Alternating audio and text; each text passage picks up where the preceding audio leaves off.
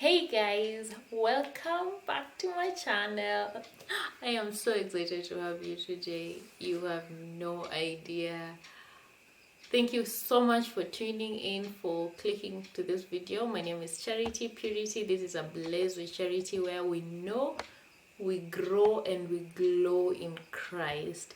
If you're coming here for the first time, welcome.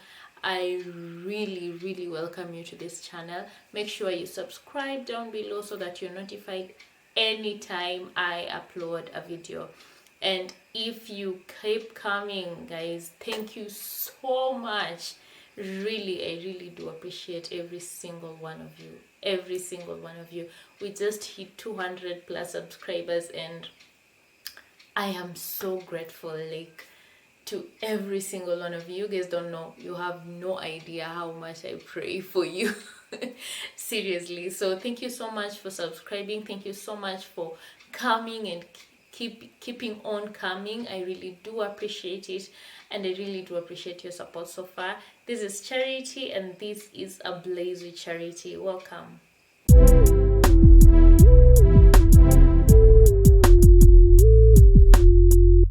So, have you ever met God as a really personal God?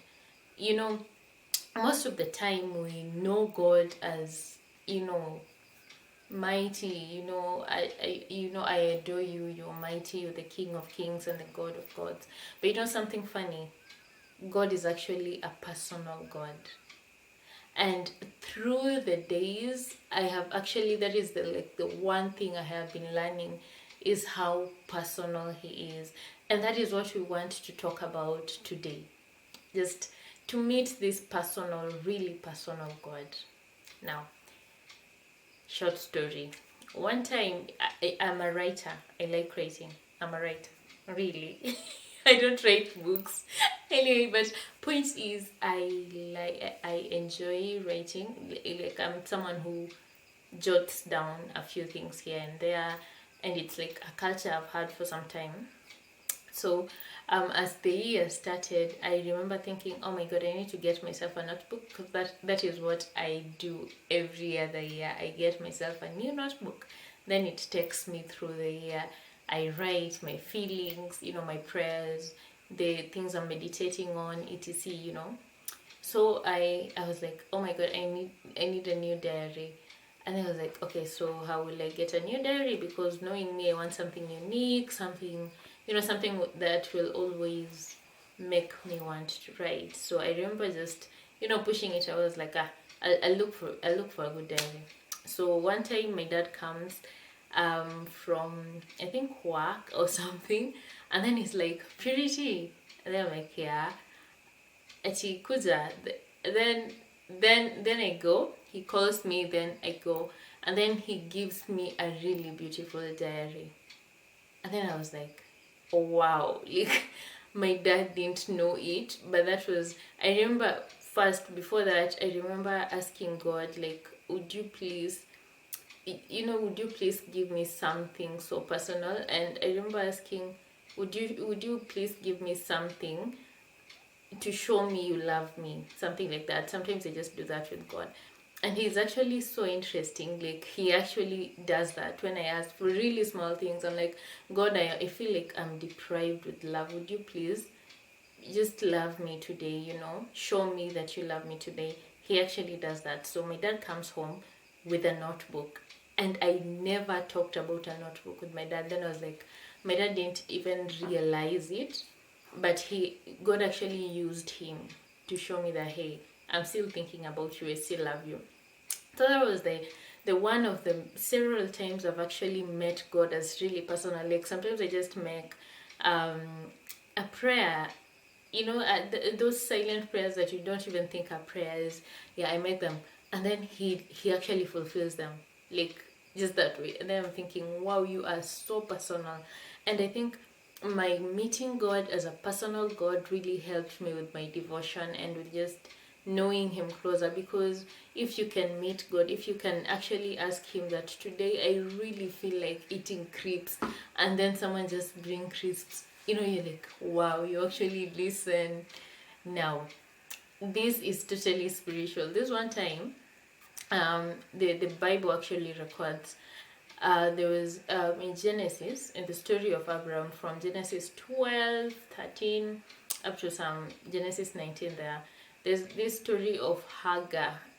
Hagar was the mother of Ishmael.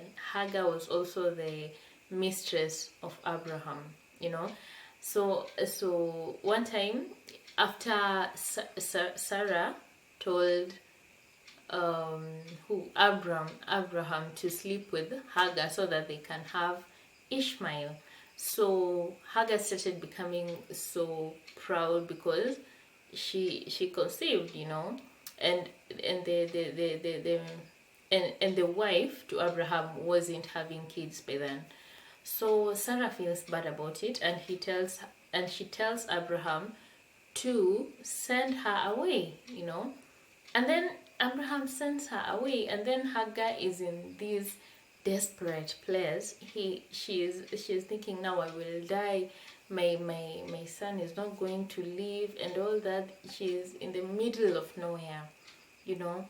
And then the angel of the Lord appears to her, and he says, and he asks her, where are you coming from? And he says, like, where are you going to? And Hagar says, I am running away from my mistress Sarah, you know. And then they have a conversation, and then the angel of the Lord tells her to go back to Sarah and to obey her. Okay. Oh my God, this is interesting. So and then the angel didn't just do that. He actually promised Ishmael. He promised that he will bless Ishmael. He will make his descendants as numerous. You know, he actually speaks blessings to Ishmael at that time. And after that, Hagar says, I will call this place Belai or something, because I have seen the God who sees me. Oh my God, you guys don't just get it. Like, Hagar actually names this place, and he says, today I have seen the God who hears me and the God who sees me. That is how personal God is. In that place where we are feeling, you know, like I need someone to hear me. I need someone to listen to me. He's there. He's like, I see you. I hear you. I know your deepest need. I know your deepest desire. He is that type of God. And he wants us to know him, to know that part of him that warms up to us. That part of him that just, you know, just is like, immediately you call daddy and he's like, I am right here. I am here. What do you need? So lately that has been my goal, that Lord, would I meet you at a more personal level than what I already know? Would I know more of you? Would you just speak to my heart uniquely, you know, uniquely? One thing I've been learning is how unique God is with me. You know, I've always been someone who struggled with, you know, not actually making friends. I know how to make friends, but keeping friends is the problem. You know, I don't know, they just vanish from nowhere, they just vanish. So I keep asking God, like, I want you to give me friends. And I cry to God. I'm like, why are you not giving me friends? I mean, I ask. You know, I'm not going out here to just look for friends. I am asking, would you please give me friends? And then one time, I remember I was just like, why can't I make friends? You know, like, why can't I have someone permanent in my life? I was really yearning for permanence. You know, like, I just want someone who will be here and never go away. And then God reminded me how he is my permanent. Like, he is that God who wants me to run to him when I want to cry. And he's that God who is interested in me that time when I just want to scream and tell someone that you were good, or I made it, or, you know, all that time, because that is unique to me. You know, like, I don't know why, but sometimes I just feel like like he is so unique. He knows me, he created me, he knows me, so he knows where I bend, where I carve. He knows everything about me. So he treats me not the way he treats you, or not the way he will treat a friend, you know. So what I was crying out for is like literally what I saw with people. I'm like, I love that. You know, like these people are friends, they're close, they have always been friends. Then I'm asking God, would you please give me a friend? And then he's like, no, that is unique to her. That is unique to her. But you, I know your deepest desire, and that is what we are talking about. I know your deepest desire. I know what you need at this time. I know what you need at this time. And that is why I am going to give you not what you want sometimes, but what you need, because I am that personal God.